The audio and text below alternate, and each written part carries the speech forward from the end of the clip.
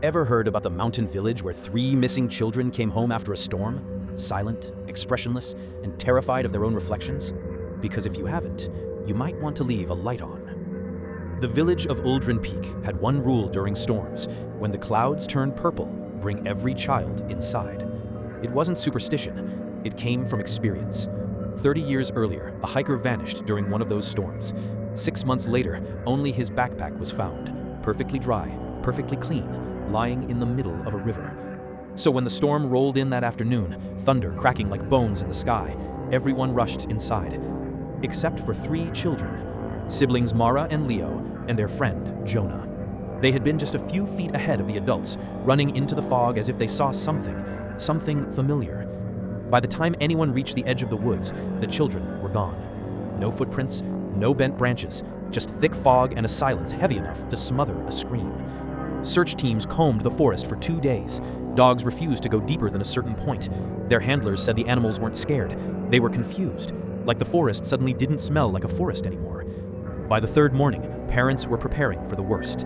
And then, the children walked back into town. At first there was relief. They looked unharmed. No bruises, no cuts, not even dirt on their shoes. But the way they moved was wrong. All 3 walked slowly, deliberately, as if copying how humans should walk. Their heads didn't turn, their eyes didn't blink. They stared forward at nothing. Mara's mother ran to her and hugged her. Mara didn't hug back. Her arms hung straight at her sides, stiff and confused, like she didn't know what a hug was supposed to be.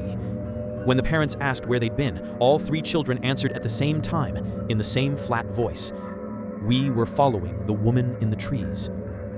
Over the next 24 hours, things got stranger.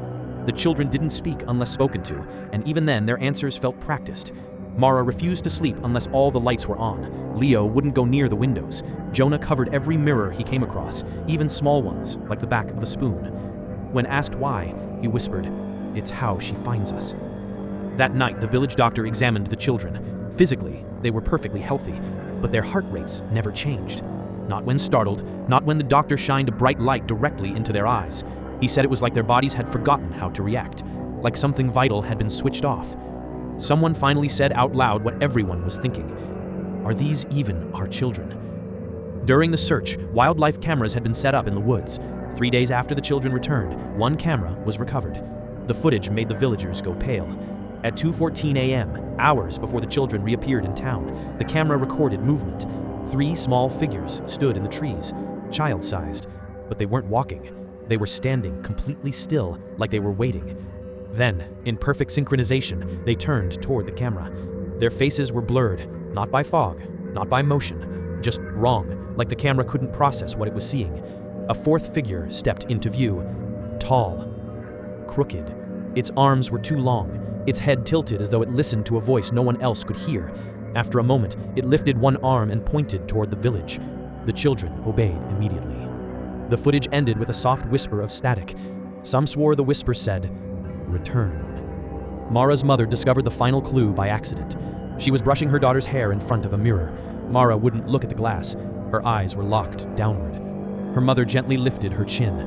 For a moment, her reflection flickered, like a weak signal on an old TV. And then the reflection smiled. A stretched, unnatural smile. But Mara didn't move at all. Her mother screamed, neighbors rushed in, and in that chaos, the children disappeared. They weren't found inside the house, they weren't found outside, they weren't found in the woods. They were simply gone. All that remained were 3 sets of small footprints leading into the forest and stopping at the exact point where the search dogs had refused to go. Some say the mountain never returned the children at all. It only loaned out their faces. And on stormy nights, when the windows darken and the mirrors grow cold, you can still hear their small voices whispering from the trees. We're not done following her.